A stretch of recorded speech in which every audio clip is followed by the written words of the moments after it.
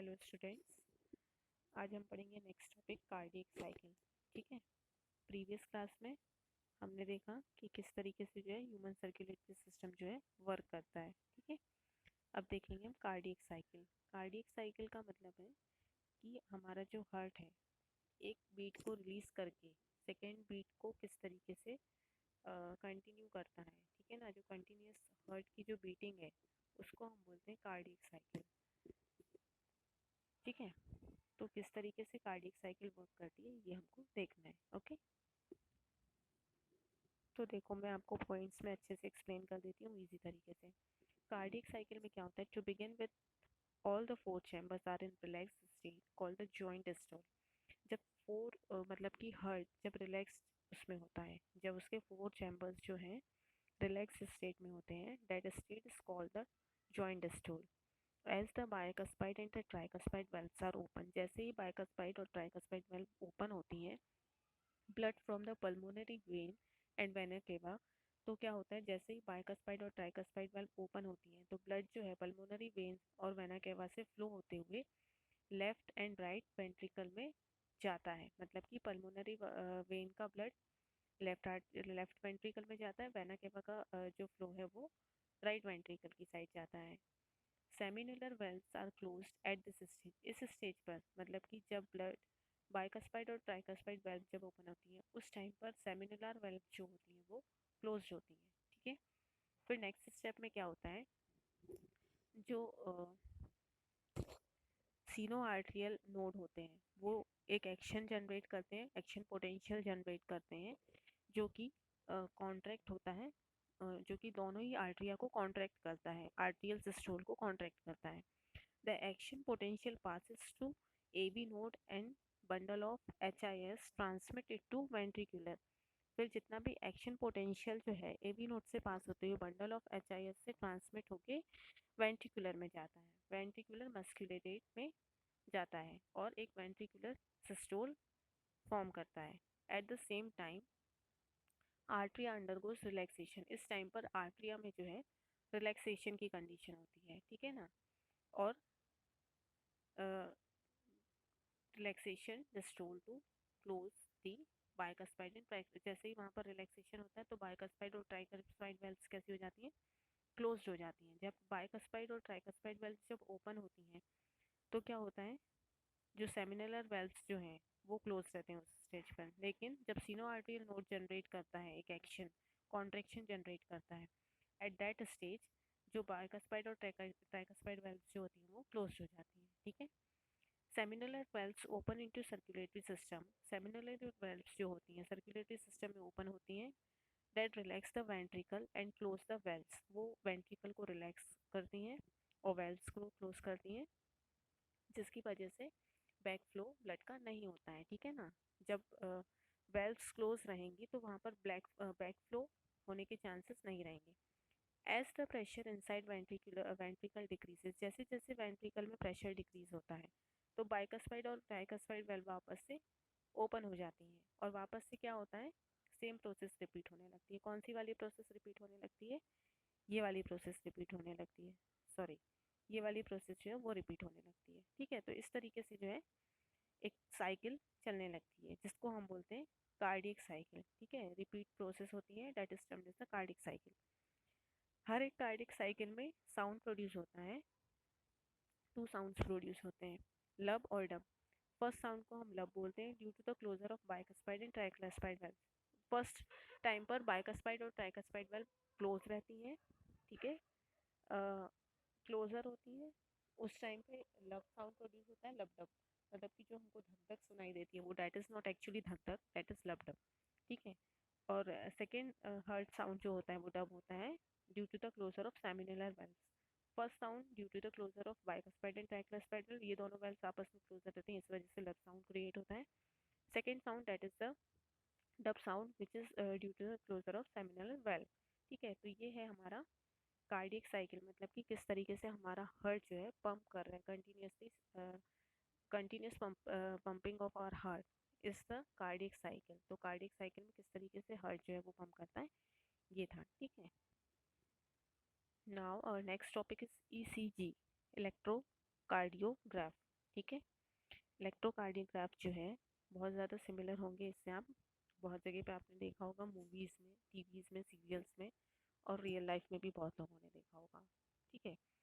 A patient is hooked up to a monitoring machine होती है ECG, जो कि हमारे जो हार्ट है, कार्डियक अरेस्ट जो है, ठीक है ना, मतलब कि हार्ट की पंपिंग को वो क्या करती है, पूरी तरीके से मॉनिटर करती है। ठीक है। वहाँ से एक साउंड जनरली प्रोड्यूस होता है स्क्रीन पर। इस तरीके से वोल्टेज ट्रेसेस शो होते हैं जनरली ऑफ दिस काइंड। ठीक है। और एक साउंड प्रोड्यूस होता है पिप पिप पिप। ठीक है। जब भी generally patient gets the cardiac arrest, जब मतलब कि पेशेंट का हार्ट प्रॉपरली वर्क नहीं करता एट दैट स्टेज। ठीक है। This type of machine electrocardiograph is used to obtain the cardiogram. ECG is the graphical representation of the electrical activity of the heart during the cardiac cycle. ECG में क्या होता है, देखो, graphically representation होता है electrical activity, heart की cardiac cycle का एक ग्राफिकल रिप्रेजेंटेशन होता है जिसको हम बोलते हैं ECG. To obtain the standard ECG को ऑब्टेन करने के लिए एक पेशेंट को उस मशीन से कनेक्ट किया जाता है with the free electrical nets. ठीक है। One of each wrist and to the left ankle that continuously monitor the heart activity. For a detailed evaluation of the heart function, multiple LEDs are attached. Detailed अगर evaluation करना है, मतलब कि detailed study करना है उसकी, तो multiple जो LEDs होती हैं वो attached की जाती हैं chest वाले region पे। Here we will talk only about the standard ECG. Standard ECG में क्या होता है, सिर्फ 3 इलेक्ट्रिकल लेड्स जो हैं वो कनेक्ट की जाती हैं wrist से। ठीक है ना, और लेफ्ट एंकल से, 2 wrist से और एक लेफ्ट एंकल से। ठीक है। Each peak of the ECG is identified with a letter from P to T. यहाँ पर दिख रहा है पी से लेकर टी तक के लेटर हैं। ठीक है। That corresponds to a specific electrical activity of the heart, मतलब कि वो एक पर्टिकुलर इलेक्ट्रिकल एक्टिविटी बता रही है हार्ट की। ठीक है।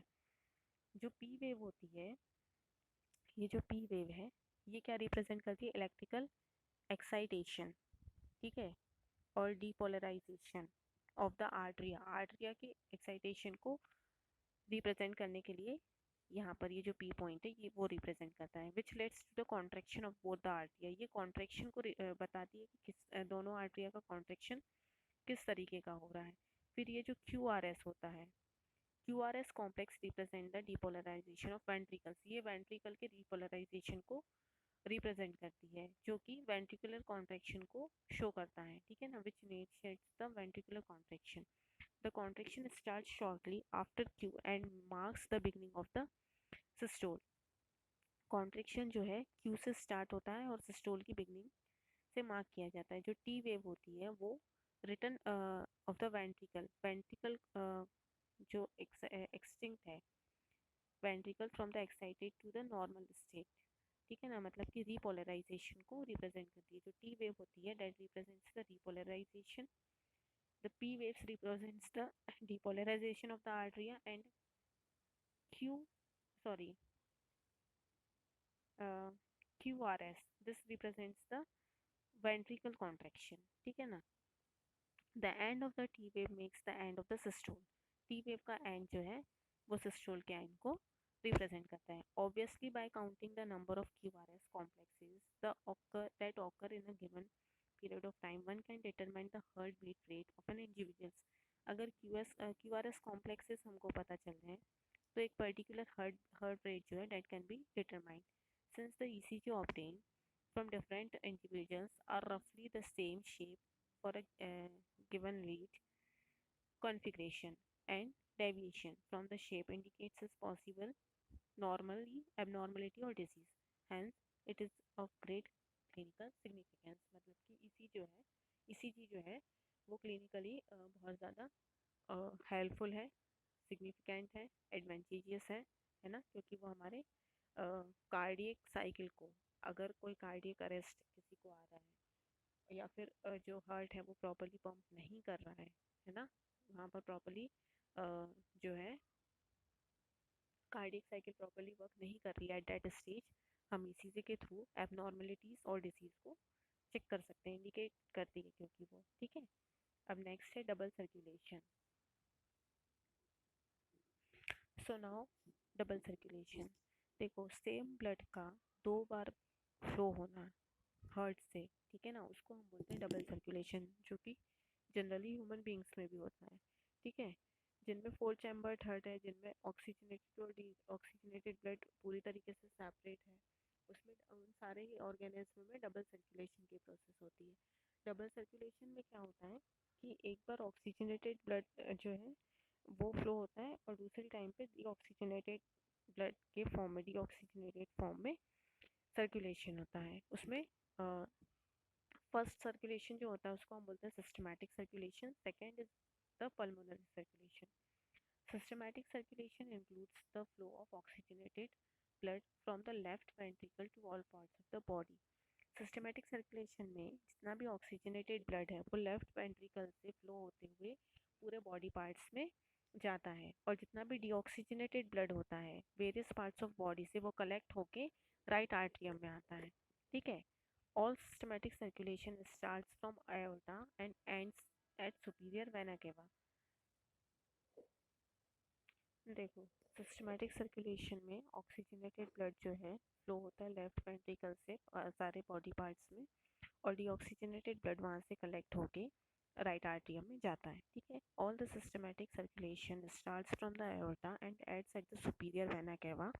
एओर्टा से स्टार्ट होके सुपीरियर वेना केवा, फिर इंफीरियर वेना केवा एंड तक जाके एंड होता है, ठीक है ना, राइट आर्टरियम में, ठीक है।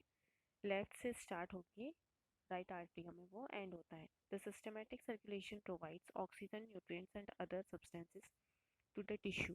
सिस्टमैटिक सर्कुलेशन में ऑक्सीजन के साथ साथ न्यूट्रिएंट्स और अदर सब्सटेंसेस भी टिश्यूज को प्रोवाइड होते हैं, और जो CO2 है, CO2 के साथ साथ जितने भी हार्मफुल और रिमूवल वेस्ट होते हैं, रिमूवल सब्सटेंस होते हैं, वो भी CO2 के साथ वहाँ से रिमूव होते हैं, ठीक है। यहाँ पर एक डायग्राम दिया हुआ है, इसमें इस साइड पर पूरा ऑक्सीजनेटेड ब्लड है और this side there is a deoxygenated blood, ठीक है। ये हमारे लंग्स से स्टार्ट होता है, हमारे बॉडी पार्ट्स में जाता है, ठीक है। ये हमारा लेफ्ट आर्टियम और लेफ्ट वेंट्रिकल है, ये राइट आर्टियम एंड राइट वेंट्रिकल, ठीक है। पल्मोनरी, फिर इसके बाद आता है पल्मोनरी सर्कुलेशन, जिसमें डीऑक्सीजनेटेड ब्लड जो होता है राइट वेंट्रिकल से फ्लो होता है लंग्स की साइड। मतलब पल्मोनरी सर्कुलेशन में क्या होता है, जो डीऑक्सीजनेटेड ब्लड है वो राइट वेंट्रिकल से कहाँ जाता है, लंग्स में जाता है, और जितना भी return of oxygenated blood from the lungs, और ऑक्सीजनेटेड ब्लड जो है लंग्स से रिटर्न होता है लेफ्ट आर्टरियम में, उसको हम बोलते हैं पल्मोनरी सर्कुलेशन। देखो, ये हमारा राइट आर्टिकल है, राइट वेंट्रिकल राइट आर्टिकल है, यहाँ से डीऑक्सीजनेटेड ब्लड जो है लंग्स में जाता है, और यहाँ से ऑक्सीजनेटेड ब्लड जो है वो पल्मोनरी वेन्स के थ्रू पूरे लेफ्ट आर्टरियम की साइड आता है, ठीक है। इसको हम बोलते हैं pulmonary circulation. Two pulmonary veins from each lung transport the oxygenated blood to the left atrium. जो पल्मोनरी वेन्स होती हैं वो लंग से ऑक्सीजनेटेड ब्लड को लेफ्ट आर्टरियम में ट्रांसपोर्ट करती हैं, ठीक है। ये देखो, पल्मोनरी वेन्स ये लेफ्ट आर्टिकल में लंग्स से ऑक्सीजनेटेड ब्लड को ट्रांसपोर्ट करने का काम करती हैं, और राइट आर्टिकल से लंग्स तक ब्लड को ले जाने के लिए कौन हेल्पफुल होते हैं, पल्मोनरी आर्टरीज हेल्पफुल होती हैं, ठीक है। पल्मोनरी आर्टरी जो होती है वो डीऑक्सीजनेटेड ब्लड को राइट वेंट्रिकल से लंग्स तक ले जाने का काम करती है, ठीक है। डबल सर्कुलेशन जो है उसकी वजह से जो मिक्सिंग होती है ब्लड की, ऑक्सीजनेटेड और डीऑक्सीजनेटेड ब्लड की, वो प्रिवेंटेड रहती है, इसलिए हमारी बॉडी में फोर चैम्बर हार्ट है और डबल सर्कुलेशन की प्रोसेस वहाँ पर होती है, ठीक है। तो ये था double circulation. Now the next topic is regulation of cardiac activity, मतलब कि कार्डियक एक्टिविटी की रेगुलेशन क्या है, किस तरीके से रेगुलेट होता है। देखो, नॉर्मल एक्टिविटीज़ जो होती है हार्ट की वो इंटरस्टिकली, मतलब कि कंटिन्यूसली जो रेगुलेट होती हैं, that is auto regulated, automatically regulate होती हैं स्पेशलाइज्ड मसल्स के थ्रू। हार्ट में जो स्पेशलाइज्ड मसल्स हैं उनको हम बोलते हैं नोडल टिश्यूज़, है ना। इसलिए हार्ट को हम मायोजेनिक भी कहते हैं, क्योंकि उसमें कंटिन्यूसली ऑटो रेगुलेशन होता है, that's why that is also called the myogenic. Our heart is a myogenic. एक स्पेशलाइज न्यूरल सेंटर होता है हमारे मेडुला में, ठीक है, मेडुला एब्लोंगेटा में, जो कि हमारे कार्डियक फंक्शंस को मॉड्यूलेट करता है through autonomic nervous system. Neural signals through the sympathetic nervous system, nervous nerves can increase. जो न्यूरल सिग्नल्स होते हैं सिंपैथिक नर्व्स के, वो हमारे हार्ट रेट को इंक्रीज भी कर सकते हैं. The strength of the ventricular contraction, ठीक है, हार्ट बीट और वेंट्रिकुलर कॉन्ट्रेक्शन की स्ट्रेंथ को इंक्रीज कर सकते हैं, जिसकी वजह से कार्डियक आउटपुट जो है वो हो सकता है. On the other hand, parasympathetic neural signals जो होते हैं वो हमारे हार्ट रेट को डिक्रीज करने का काम करते हैं. देखो, सिंपैथिक नर्व्स जो होती हैं वो हमारे नर्व्स को, मतलब कि हमारी हार्ट रेट को इंक्रीज करने का काम करती हैं, और जो पैरासिम्पैथिक न्यूरल सिग्नल्स जो होते हैं वो हमारे हार्ट बीट को डिक्रीज करने का काम करते हैं, मतलब कि speed of conduction of action potential and thereby the cardiac output. Adrenal medullary hormones जो होते हैं वो हमारे कार्डियक आउटपुट को इंक्रीज करने के लिए रिस्पॉन्सिबल हो सकते हैं, ठीक है ना. मतलब कि the hormones which are responsible which can be responsible for the increasing of our cardiac output are the adrenal medullary hormones. ठीक है. अब नेक्स्ट टॉपिक है disorder of the cardiac system. अगर सर्कुलेटरी सिस्टम में कोई डिसऑर्डर हो जाते हैं तो कौन कौन से डिसीज होने के चांसेस हो सकते हैं. सबसे पहला hypertension, that is high blood pressure. Blood pressure higher than 120/80, 120 mm per Hg is the systolic, that is pumping pressure, and 80 mmHg is the systolic, है ना. 120 मतलब कि सिस्टोलिक, और यहाँ पर जो लिखा होता है ऊपर, देखो इस तरीके से अगर लिखा है 120/80, तो ऊपर जो लिखा होता है वो सिस्टोलिक प्रेशर होता है, नीचे जो लिखा होता है वो डिस्टोलिक प्रेशर होता है, मतलब कि कॉन्ट्रेक्शन और रिलैक्सेशन में जो सिस्टोलिक डिस्टोलिक होता है वो. This you had already heard in your previous class 10th, ठीक है. Resting pressure, it leads to the heart disease and affect vital organs like brain and kidney. अगर हाइपरटेंशन हो जाए तो हार्ट डिसीज होने के चांसेस होते हैं, एज वेल एज कि हमारे वाइटल ऑर्गन्स जो हैं जैसे ब्रेन और किडनी उसको भी अफेक्ट कर सकते हैं. नेक्स्ट डिसऑर्डर की वजह से अगर कोई और डिसीज हो सकता है तो coronary artery disease, that is CAD, commonly जिसको हम अर्थ्रो कॉमनली जिसको हम अल्थ्रोसेलोसिस भी कहते हैं, ठीक है, जो हमारे ब्लड वेसल्स को अफेक्ट करता है और सप्लाई जो होता है ब्लड का मसल्स में उसको लो कर सकता है, ठीक है ना, उसके डिपोजिशन को लो कर सकता है due to the deposition of fat, calcium, cholesterol that makes the arteries lumen narrower. ठीक है, वो हमारी आर्टरीज को नैरो कर देता है. आर्टरीज नैरो हो जाएंगी तो ब्लड फ्लो जो है वो क्या होगा, प्रॉपर नहीं होगा, मतलब कि वहाँ पर डिसऑर्डर हो सकते हैं, ठीक है. सप्लाई जो है ब्लड की वो थोड़ी स्लो हो सकती है, रुक सकती है due to the excess of fat, excess of cholesterol, excess of calcium, ठीक है. फिर नेक्स्ट है angina. Angina is also called the angina pectoris. Acute chest pain due to the less supply of oxygen. अगर oxygen की supply heart muscle से proper नहीं है, less है, तो इस वजह से भी डिसीज हो सकते हैं. इट में occur in the adultly male and female, किसी में भी हो सकता है. It occurs due to the restricted blood flow, वहाँ पे भी ब्लड फ्लो अगर प्रॉपर नहीं है तो इस वजह से हो सकता है.